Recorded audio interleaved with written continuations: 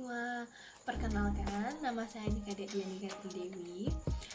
Sebelumnya terima kasih telah mau menonton video ini. Semoga video ini dapat menjadi bahan pertimbangan untuk kalian yang ingin membaca buku ini saat engkau ingin berubah. Nah, di sini saya ingin mereview buku ini nih, baru banget saya beli sekitar seminggu yang lalu. Buku ini ditulis oleh Rahma Kusharyanti dan diterbitkan pertama kali oleh penerbit Corner Yogyakarta tahun 2020. Nah, buku ini terdiri dari 248 halaman dan dibagi menjadi 4 bab. Mungkin saat kalian dengar 200 halaman itu banyak banget ya, tapi manfaatnya untuk diri kita sendiri di sini juga banyak. Nah, di bab pertama itu dibahas mengenai apa aja sih kebiasaan buruk yang sering kita lakukan dan apa saja dampaknya untuk diri kita sendiri. Salah satunya di sini itu ada kebiasaan sulit bangun pagi. Pasti banyak sekali di sini yang memiliki kebiasaan sulit bangun pagi. Padahal kebiasaan bangun pagi itu harusnya sering dilatih karena memberikan kedisiplinan untuk diri kita sendiri. Contohnya ketika kita mungkin pada saat pagi hari sedang rapat begitu kan, karena memiliki kebiasaan sulit bangun pagi, malas bangun saat pagi hari, serasa kasur seperti magnet, mungkin akan menjadi masalah ya kan. Mungkin rapat itu dimulai jam 7 pagi tapi kalian baru bangun jam 8, itu adalah sebuah musibah bagi kalian. Nah, di sini itu juga dibahas mengenai sulit bangun pagi dan beberapa permasalahan lainnya, yaitu yang paling saya ingat itu adalah menunda. Nah, di sini ada salah satu cerita curhatan teman dari penulis buku ini, ya sebut saja namanya adalah Yahya. Nah, berikut adalah penggalan curhatan Yahya kepada penulis. Rasanya malas banget aja. Yahya ini membuat skripsi. Jadi dia sudah di semester akhir dan membuat skripsi. Dia memiliki kebiasaan yang suka menunda. Rasanya malas banget aja gitu. Aku memang gak ditargetkan harus lulus kapan sama orang tuaku. Ditambah lagi dosenku juga gak jelas. Beliau terlalu meributkan hal-hal yang gak penting, apalagi berhubungan dengan skripsiku. Jadinya ya setelah 7 tahun kuliah aku baru lulus. Tapi kalau waktu bisa diulang, aku pengen sih bisa lulus cepat. Mungkin karena waktu itu pekerjaan yang harus aku selesaikan cuma satu, ya skripsi itu. Kalau sekarang semakin banyak pekerjaanku, semakin aku gak mau nunda.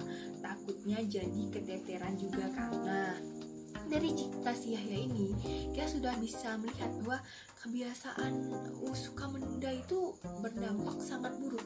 Yang seharusnya mahasiswa lulus 4 tahun, Yahya ini lulus 7 tahun karena kebiasaan buruknya yang suka menunda. Di sini Yahya ini suka sekali menunda-menunda pekerjaan ketika di skripsinya itu dia harus mewawancari seseorang, bahwa seseorang itu dia tunda terus, bahwa kebiasaan itu sudah jadi dalam diri Yahya ini, sehingga menjadikan skripsinya itu selesainya lebih lama. Lalu di bab kedua ini dibahas mengenai bagaimana cara memulai merubah kebiasaan buruk itu. Nah, contohnya ya bab 2. Nah, caranya merubah salah satunya di sini adalah buat daftar kebiasaan buruk. Nah, setelah membaca buku ini, dampak yang saya dapat adalah saya mulai menulis kebiasaan-kebiasaan buruk saya yang pernah saya lakukan, yang saya sadari atau tidak sadari. Contohnya seperti bangun pagi tadi, saya catat tuh, hari ini saya bangun pukul sekian, nah masih pagi. Hari ini saya bangun pukul sekian, nah saya ulang-ulang terus. Saya coba kebiasaan itu. Pada awal-awal saya baca buku ini, saya selesaikan satu persatu permasalahannya, saya coba. Lalu di bab ketiga ini ada bagaimana cara menghadapi namanya kambuh.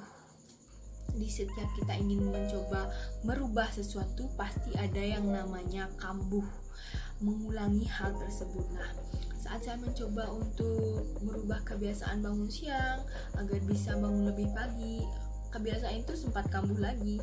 Di hari keempat kalau tidak salah saya bangun sekitar pukul setengah 9 kalau tidak salah. Pokoknya saya bangun lebih siang, padahal saat itu saya ada kuliah.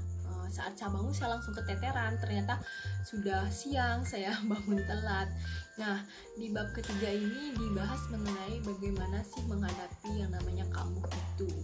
Nah, lalu di bab keempat itu dijelaskan mengenai bagaimana menghadapi orang yang sedang berubah. Nah, pasti seperti saya di sini sedang mencoba untuk berkebiasaan bangun pagi. Saat pertama kali saya coba, saya bangun pukul 5 kalau tidak salah.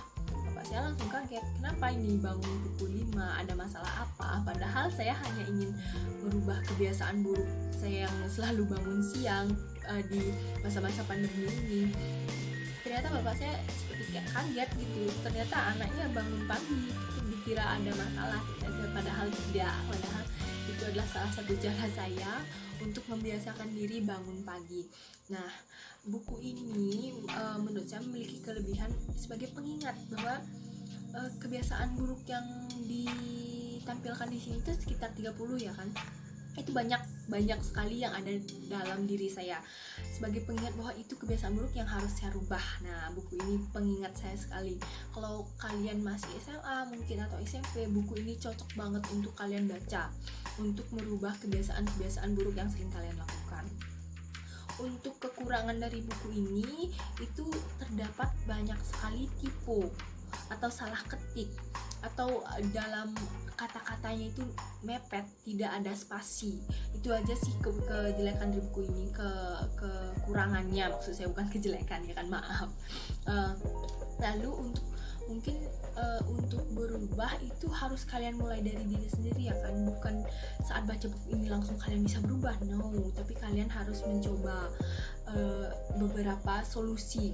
Nah, di bab kedua yaitu bagaimana cara memulai merubah kebiasaan buruk itu. Kalian harus mencobanya, walaupun kalian mungkin akan kambuh, gagal merubah hal tersebut. Nah, di sini juga sudah dibahas kan di bab 3. Jadi bisa kalian buku ini bisa kalian baca, bisa kalian resapi, dan bisa kalian gunakan sebagai pengingat bahwa kebiasaan-kebiasaan buruk yang sering kalian lakukan itu berdampak sangat buruk. Nah, seperti contohnya tadi saya bilang itu si Yahya yang harusnya tuh lulus 4 tahun, nah ternyata lulusnya 7 tahun. Buang-buang waktu juga ya kan. Buku ini bisa sebagai pengingat bagi kalian untuk merubah diri, merubah semua kebiasaan buruk, dan memulai kebiasaan yang lebih baik lagi. Oke. Sekian review dari saya. Jika ada salah kata, saya mohon maaf. Semoga informasi dari saya ini dapat membantu kalian. Terima kasih.